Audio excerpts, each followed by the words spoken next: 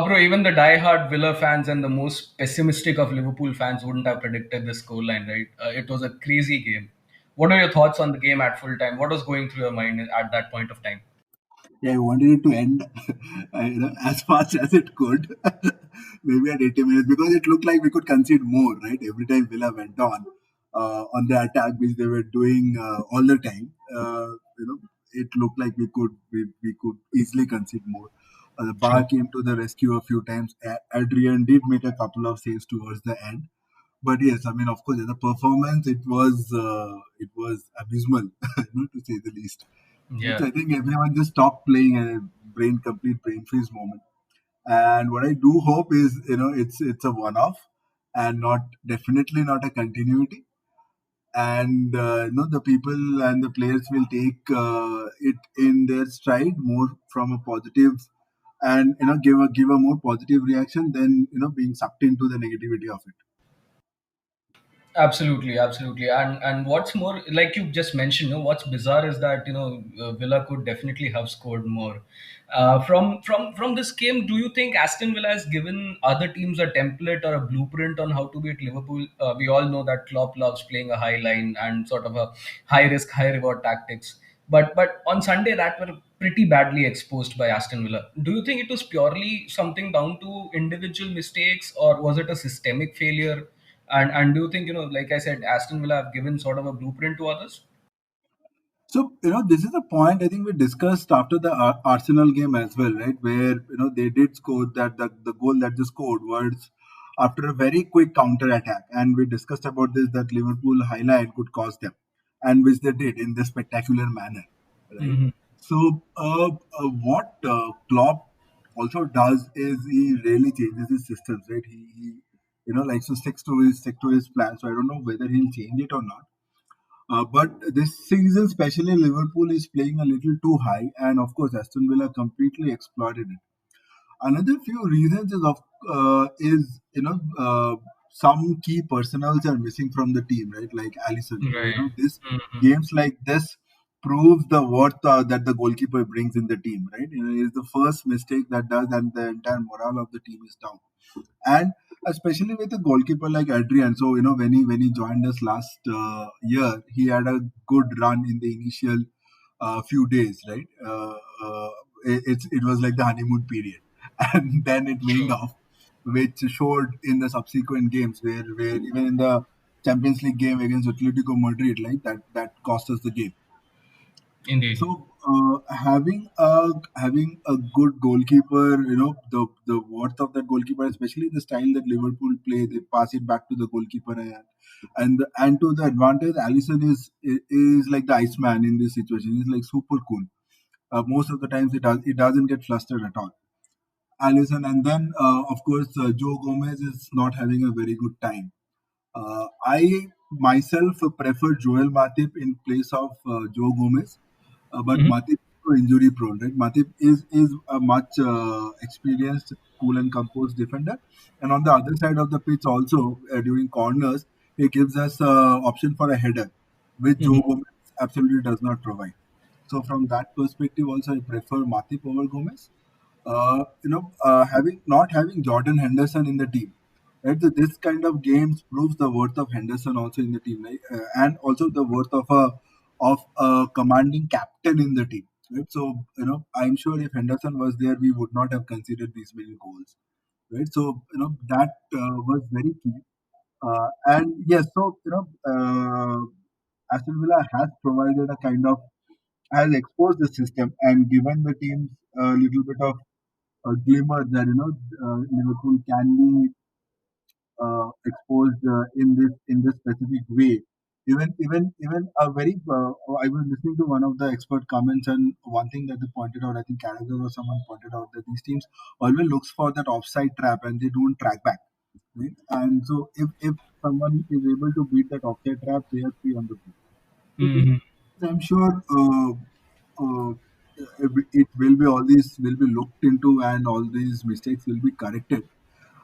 It's a good time to happen because we have the international break, so there'll be like complete 2 weeks for the players to recover, hopefully, and to look into all of this. and to iron whatever flaws that is creeping up on, and come back strongly. Right, and but alternatively, what you can also say that it has come at one of the, I mean, bad times as well, because after such a humiliating defeat, players would want to get back to basics, get back on the training ground, and play the second game immediately to just get that confidence levels back, right?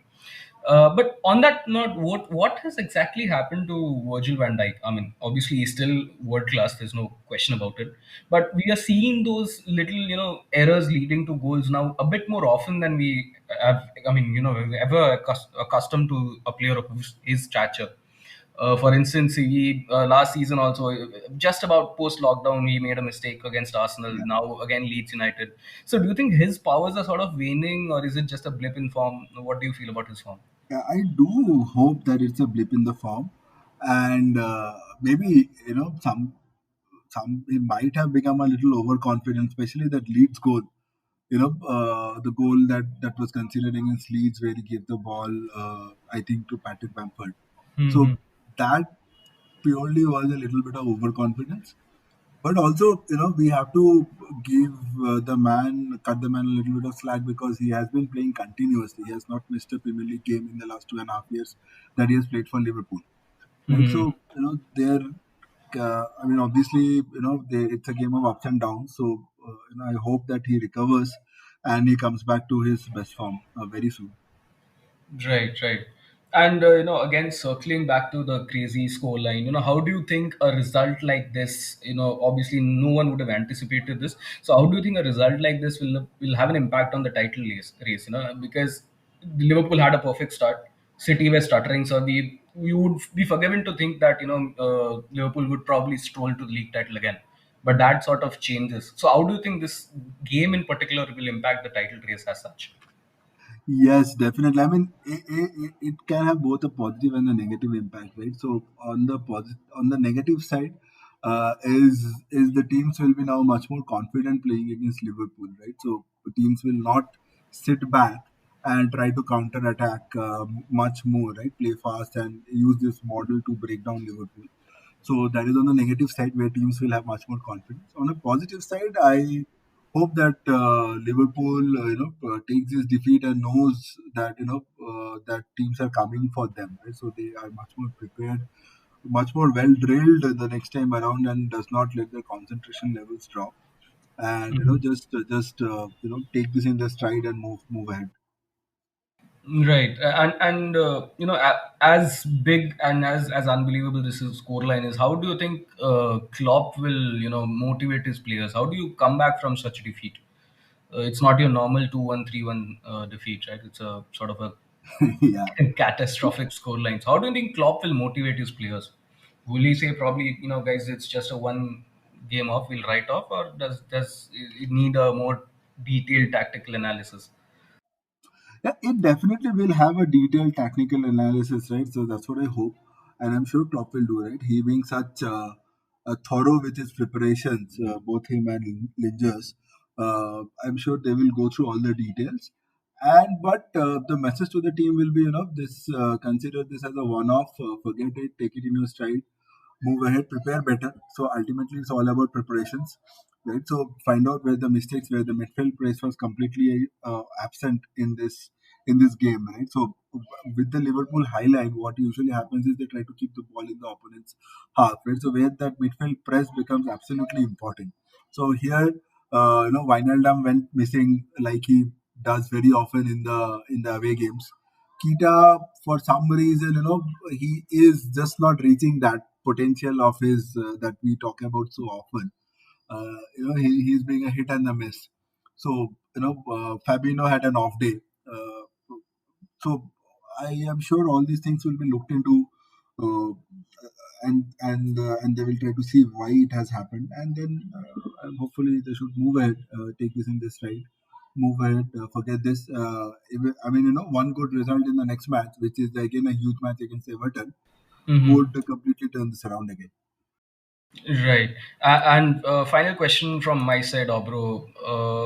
You know, local rivals Everton have made a fantastic start, made 4 out of 4. They look really unstoppable. perfect start to the season. In fact, 7 out of 7. Uh, I mean, however unlikely the scenario, I just want to know, you as a lifelong Red, how will you feel if, say, Everton do go on to win the title in May? Yeah, so there are always miracles in football, right? So it can happen, right? Going by the form that they are in or their initial momentum which they have got now, and of course, with Ancelotti being in the helm and he having that experience of winning a league in I think winning the championship in four different leagues, right? So that of course brings that pedigree. Right. So if they do manage to win it, it will be a miracle. And I personally, of course, they are the rivals, the city mates, but still, if they are able to manage this miracle, I'll obviously go ahead and congratulate them, right? Because it's a football thing. At the end of the day, whatever rivalries that we have, if they do actually, manage to win it, so it will be a great thing for football as well, right? For the league for football, that this lower clubs coming up like Leicester did. So yeah, it's okay. They'll have their share of the glory. So I think it's okay. Right. What would hurt more, Manchester United winning the league or Everton winning the league? Uh, at this moment, Manchester United, I don't think will be able to win the league. So yeah, Everton. Right. And we have Supreet with one question for you. Yeah. Supreet, you can probably go ahead. My question is, do you think Everton can sustain the title challenge?